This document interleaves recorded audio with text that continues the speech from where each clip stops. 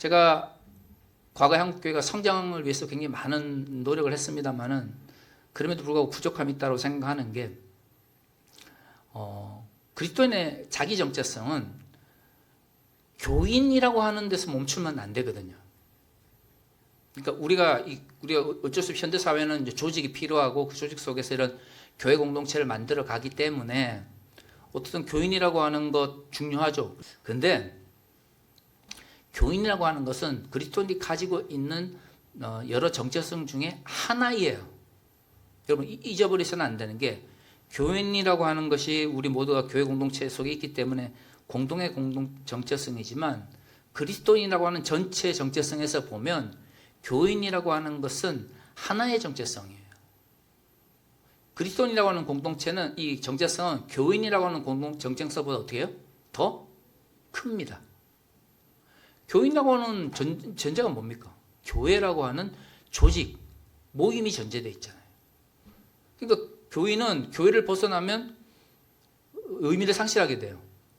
일상에서 뭐 어디 교인입니다. 이게 중요하지 않잖아요. 일상에서는 어느 교회 교인이라는 게 중요하지 않잖아요. 어느 교회 교인이 중요하려면 그 공동체, 교회라고 하는 조직이 있어야 되는 거죠. 그러면 그리스도인이라고 하는 정체성이 교인이라고 하는 정체성과 하나가 되어버리거나 아니면 그리스도인이라는 정체성이 교인이라고 하는 정체성 안에 종속이 되어버리면 우리는 교회를 벗어나면 뭐가 아닙니까? 그리스도인이 아닌 거죠. 근데 아니잖아요. 우리는 여기도 교인으로서도 그리스도인이고 밖에 나가서도 우리는 세상 속에서도 그리스도인인 거죠. 그러니까 교인이라고 하는 정체성은 너무나 중요한 우리의 공통점이지만 교인으로서의 정체성이 그리스도인으로서의 정체성보다 더 커지면 안 돼요. 항상 그리스도인으로서의 정체성이 교인으로서의 정체성보다 더 커야 우리는 교회에 있을 때는 교인이고 교회를 밖에 나가서도 그리스도인으로서의 삶을 살아갈 수 있는 거죠. 엄밀히 이야기를 하면 그래서 교회는 교인으로서의 정체성을 가르치는 곳이 아니라 그리스도인으로서의 정체성을 가르치는 곳이어야 됩니다. 단 출발점은 뭐여야 돼요? 교인이어야 되죠. 출발점은 교인일 수밖에 없어요. 만약에 교회 밖에서도 복음을 들을 수 있고 뭐 요즘처럼 정보가 널리 펴져 있는 데서 뭐 SNS라든가 소셜미디어라든가 뭐 뭘 통해서든 본인 스스로 혼자 신앙생활을 할 수 있으면 뭐 문제가 없겠지만 대부분의 경우는 교회 공동체를 필요로 하거든요. 왜냐하면 교회라고 하는 것이 신앙에 필요한 세 가지 요소, 선포, 섬김, 나눔이라고 하는 것, 교제라고 하는 것을 어떻게 해요? 포함하고 있기 때문에.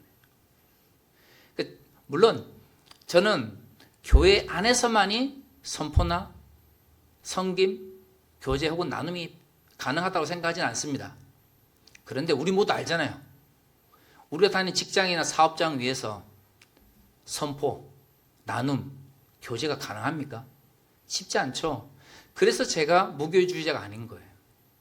우찌무라 간조 같은 이런 근대 일본 기독교의 이 선구자들의 글을 읽을 때마다 참 감동받고 일본과 같이 어려운 그런 사회적 환경 속에서 예수를 믿었다는 것에는 큰 존경을 보내지만 제가 그런 어떤 무교주의와 같은 그런 운동에 동의를 못하는 게 저는 교회는 교회로서의 정체성이 분명히 있다고 생각을 하거든요. 그리고 그 정체성이 우리의 그리스도의 삶을 통해서 표현되어지는 부분도 분명히 있지만 그러지기 위해서 준비하는 과정이 필요해요. 그러니까 저는 교회가 전부다 여기에는 절대로 반대하는데 교회가 모든 신앙의 출발점이다라고 하는 데는 동의를 해요. 저는 하나세국 교회도 마찬가지로 생각해요.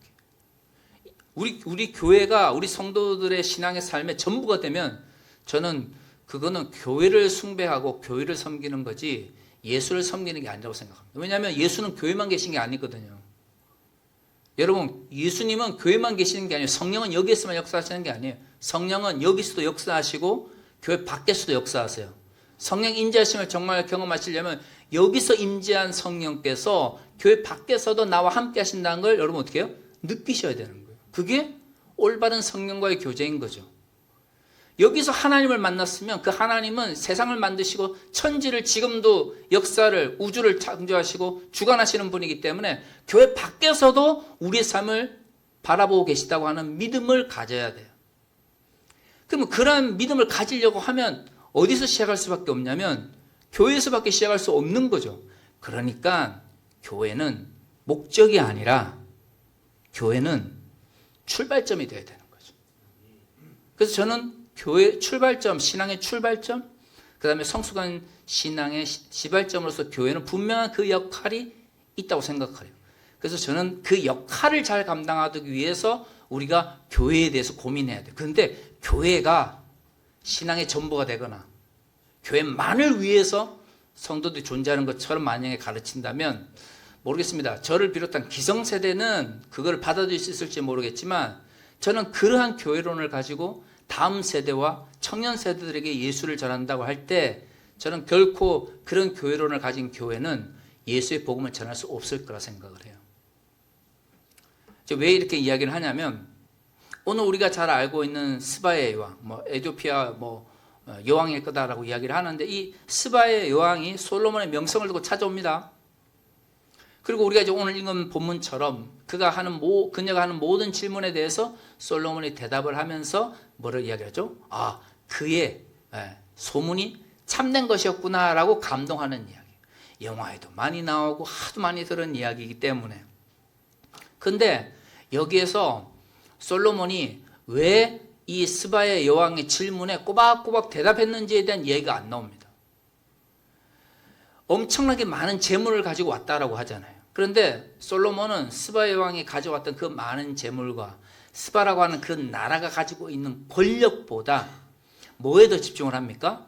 하나님께서 자기에게 주신 지혜라고 하는 것이 자신의 왕정과 이스라엘의 정체성을 형성한다라고 하는 분명한 자기 정체성을 가지고 있었던 거예요. 지금도 마찬가지지만 경제적 측면에서 우위에 있다라는 걸 자꾸 보여준다고 하는 건 단순히 우리가 좀 풍요롭습니다라는 의미가 아니죠. 국가와 국가 사이에 경제적 측면에서 우위를 보여준다고 하는 것은 우리가 그만큼 뭘 가지고 있다는 걸 의미합니까? 힘을 가지고 있다는 걸 의미하죠. 만약 우리나라가 지금도 60년대, 70년대처럼 그랬으면 지금 동남아 어디 간다고 그러면 사람들이 지금처럼 열렬히 우리를 발휘해 줄까요? 어떻게 생각하십니까? 대통령이기 때문에 어느 나라 대통령이든 그 나라에 가면 다 반겨해 준다고 생각하십니까? 아니죠. 요즘 더구나 위기 시대에 순방 가고 그러면 막 좋아하는 이유가 뭐예요? 한국은 좀 잘 사는 나라인데 한국하고 친하게 지내면 뭔가 떨어지는 게 있지 않을까라는 생각이 있으니까 어떻게 해요? 한국을 그렇게 열렬히 환영하는 거죠. 한국이 정말 좋아서 정말 그렇겠습니까? 이게 솔로몬 시대 지금이나 마찬가지예요. 왜 여왕이든 왕들이 순방을 나갈 때 그 자신의 부를 이렇게 보여주겠어요? 우리의 부가 너 우위에 있다는 걸 보여주는 것이 곧 국가가 힘을 가지고 있다는 걸 의미하는 거죠.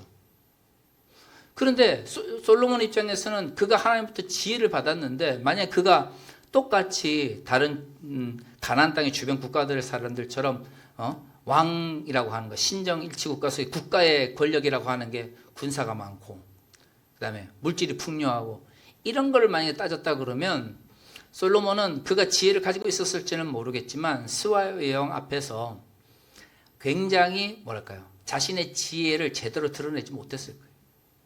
솔로몬에게는 이 지혜가 하나님께서 온 것이고 하나님께로 왔기 때문에 이 지혜를 드러내는 것이 솔로몬이 가지고 있어요. 여기 보면 솔로몬에 대해서 굉장히 긍정적으로 묘사됩니다. 예를 들어 성전을 지었고 성전을 지어서 막 층계를 보면서 와 놀랐다는 이야기 있고 그다음에 그가 왕궁을 지었는데 왕궁이 너무 훌륭하다는 이야기가 있고 그러니까 솔로몬 스스로도 스바의 왕과 물질적 측면에서 재정적 측면에서 권력적 측면에서 경쟁을 하려고 했으면 서로가 막 그런 걸 보여주면서 어떻게 했어요? 경쟁을 하려고 했을 거예요. 그리고 실제로 우리가 열왕기 상하를 읽어봐서 알겠지만 열왕기 상하에서 긍정적으로 묘사되어 있는 몇몇 왕들 중에서 말년에 다른 나라의 침입을 받아서 이스라엘이 멸망하게 된 이야기들이 있는데 그 중에 하나가 뭐냐면 몇몇 왕들이 자신의 곳간에 있었던 풍요로움을 사신들한테 어떻게 해요? 보여주면서 어떻게 합니까? 자랑하죠. 그게 나중에 바벨론 포로기의 원인이 되었다라고 평가하는 열왕기의 기록을 우리가 분명히 봤습니다. 열왕기나 역대기는 공통적으로 왕이 군사가 있고 돈이 많고 다 좋아. 그런데 그들이 누구를 의지해서 정치를 하면 좋겠어? 하나님을 의지해서 정치를 하면 좋겠다라는 걸 자꾸 강조해요.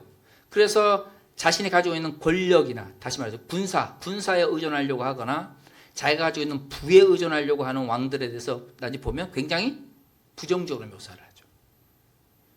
솔로몬 시대의 영광이라고 이야기하잖아요. 그 어떤 왕도 솔로몬보다 더 풍요롭고 그 솔로몬보다 더 많은 부유함을 누리는 왕이 없었다고 얘기를 하잖아요.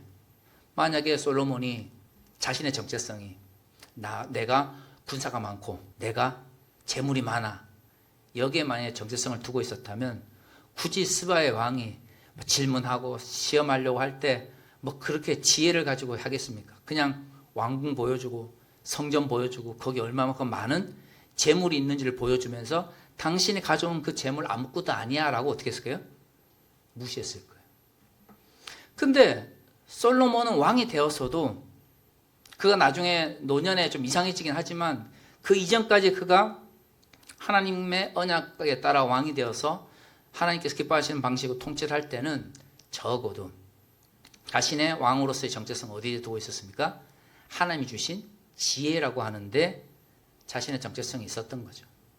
그렇기 때문에 그 정체성이 있었기 때문에 스바의 왕이 질문에 꼬박꼬박 질문을 하면서 하나님의 지혜가 그 가운데 나타나는 것에 대해서 기뻐할 수 있었던 거예요. 이게 이제 올바른 자기 정체성인 거죠. 왕이 그런 자기 정체성을 가지고 있으면 백성들의 영향을 받겠어요, 안 받겠어요? 받죠. 우리 왕은 절대로 군사력에 의존하지 않아. 우리 왕은 절대로 재정이 많거나 부유함에 의존하지 않아. 우리 왕은 뭐에 의존해요? 하나님께서 주신 그 언약에 따라 주신 지혜에 의존해서 통치하는 사람이야 라고 왕을 바라보면 그 밑에 백성들도 야 우리 왕이 저렇게 하나님 의지해서 통치를 하는데 우리도 하나님의 백성으로서 하나님을 쫓아야지 라고 하는 생각을 하게 되죠. 그런 의미에서 보면 오늘 본문에서 정말 중요한 것은 하나님이 주신 지혜로 그가 가지고 있었던 부유함이나 성전 건물의 크기보다도 하나님께서 주신 지혜에 의존해서 왕으로서의 정체성을 가지고 있었던 솔로몬의 모습에 더 우리는 집중을 해야 되는 거죠. 근데 사실 이거는 솔로몬만의 문제는 아니지 않습니까? 여러분이나 저나 마찬가지예요. 여러분이나 저나 어떤 정체성을 가지고 살아갑니까? 교회가 앞으로 우리를 비롯해서 다음 세대들한테 또 청년 세대들한테 힘이 되어줄 때 우리가 그리스도인이라고 하는 것이 부담이나 억압이 아니라 우리가 힘들고 어려울 때 우리에게 힘을 주는 정체성이 되어야 되지 않겠습니까? 교회가 앞으로 해야 되는 일들이 이제 그런 거예요. 교회가. 물론 교회가 해야 될 일이 많죠. 하나님께서 우리에게 주신 사명이 있으니까. 그런데 기억해야 되는 것은 하나님께서 이루시는 사명은 우리에게 주신 사명이지만 동시에 다음 세대에게도 하나님께서 사명을 주시겠죠. 그렇지 않습니까? 우리에게 주신 사명이니까 그냥 우리가 다 이루고 가야죠. 아니죠. 우리에게 주신 사명이 정말로 귀하다 그러면 때로는 우리의 힘으로 인해서 그걸 하지 못할 수도 있습니다. 우리에게 꿈이 있어요. 하나님께 저에게 주신 꿈, 여러분에게 주신 꿈, 우리에게 주신 소명 있어요. 그런데 정말 그게 중요하다고 그러면 그럼 우리 때 다 이루지 못할 수도 있죠. 그러면 우리가 사라지면 이룰 수 없는 것이 되는 게 더 나은 공동체의 모습인가요? 비록 우리는 이루지 못한다 할지라도 우리 자녀 세대들이 아니 청년 세대들이 그 비전을 가지고 달려 나아가도록 하는 게 건강한 교회 모습인가요? 그러니까 소명과 사명을 막 강조하는 건 한국교회가 잘했어요. 전 그거 정말 한국교회가 잘했다고 생각합니다.